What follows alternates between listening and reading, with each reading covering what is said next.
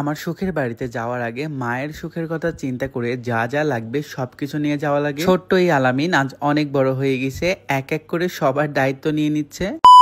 আসসালামু আলাইকুম, সবাই কেমন আছেন? আমার সুখের বাড়িতে যাওয়ার আগে আমার বেশ কিছু জিনিসের প্রয়োজন, সেগুলোই আজকে কেনাকাটার জন্য আমি বের হয়ে গেছি। আমার সুখের বাড়িতে টাকা পয়সার অভাব থাকলেও সুখের কোনো অভাব নাই, তাই তো আস্তে আস্তে ছোট ছোট নিজের শখ স্বপ্ন সবগুলোই পূরণ করতেছি। বাসায় যাওয়ার আগে আমার বাসায় সব থেকে ইম্পর্টেন্ট যে জিনিস সেটা হলো আমার রুমের পর্দা। আমার রুমের যে পর্দাটাকে ছিল ওটা অনেক বেশি পাতলা, এর জন্য সকালবেলা একদম ভোর বেলায় রুমের মধ্যে আলো চলে আসে, এইটা আমার অনেক বেশি বিরক্ত লাগে। এর জন্য ভাবলাম ভালো একটা পর্দা নিয়ে নিব। অনেকগুলো পর্দায় চুজ করতেছিলাম কোনটা নিব।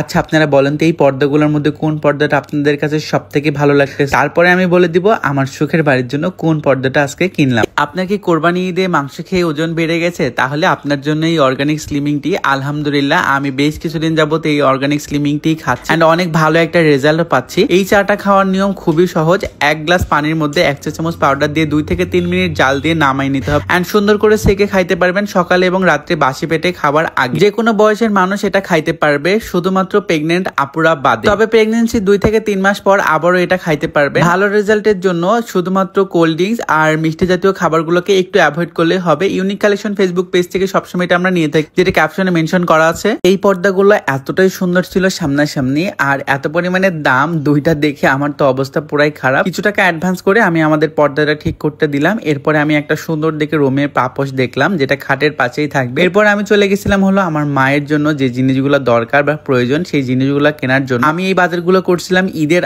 আগে, আর ঈদের আগের যে বাজারগুলো দরকার তো অনেক বেশি লাগবে। আমি ছোট্ট একটা প্রথমে ট্রলি নিয়ে নিয়েছিলাম এন্ড এটা প্রথমে ভরে যায়, পরবর্তীতে আমি অনেক বড় একটা ট্রলি নিয়ে বাসায় যেহেতু আব্বা আম্মা একা একা থাকে তাই ভাবলাম কিছু ফ্রিজিং ফুড নিয়ে নিই, যেগুলো আব্বা আম্মা চাইলে যে কোনো সময় একা একা খাইতে পারবে, কোনো কাজ কাম করা লাগবে না, শুধু এটা তেলে ভেজে খেয়ে নিতে পারবে। আমার আম্মা এগুলো আবার বেশ পছন্দ করে। যাই হোক, বাসায় যাওয়ার আগে আমি সবার পছন্দ মতো জিনিসগুলো নেওয়ারই চেষ্টা করি। আমি যখন থেকে ইনকাম করি তখন থেকে আমি আমার বাবা মা বা সবার জন্য কিছু না কিছু নেওয়ার চেষ্টা করি। যখন বেকার ছিলাম তখন তো মন চাইলেও কিছুই নিতে পারতাম না। স্টুডেন্ট লাইফে এই রাজশাহী শহরে আসা, বাট আলহামদুলিল্লাহ এখন অনেক কিছুই করতে পারি। সবার শখ স্বপ্ন বা সবার আবদার পূরণ করার চেষ্টা করি বা পূরণ করি। আমি যখন বেকার ছিলাম বা স্টুডেন্ট ছিলাম, আমার আবদার আমার বোনরা, আমার আব্বা আম্মা সবাই পূরণ করতো। তাই এখন আমিও চেষ্টা করি আমি 2 টাকা ইনকাম করলে সেই 2 টাকার মধ্যে একদম সুখ সবার মধ্যে ভাগাভাগি করে নেওয়া। ইনকাম করে যদি বাবা মাকে সুখেই রাখতে না পারি, সেই রকম ইনকাম আমার দরকার নাই। আল্লাহ আমাকে এতটুকু দিক, যতটুকু থাকলে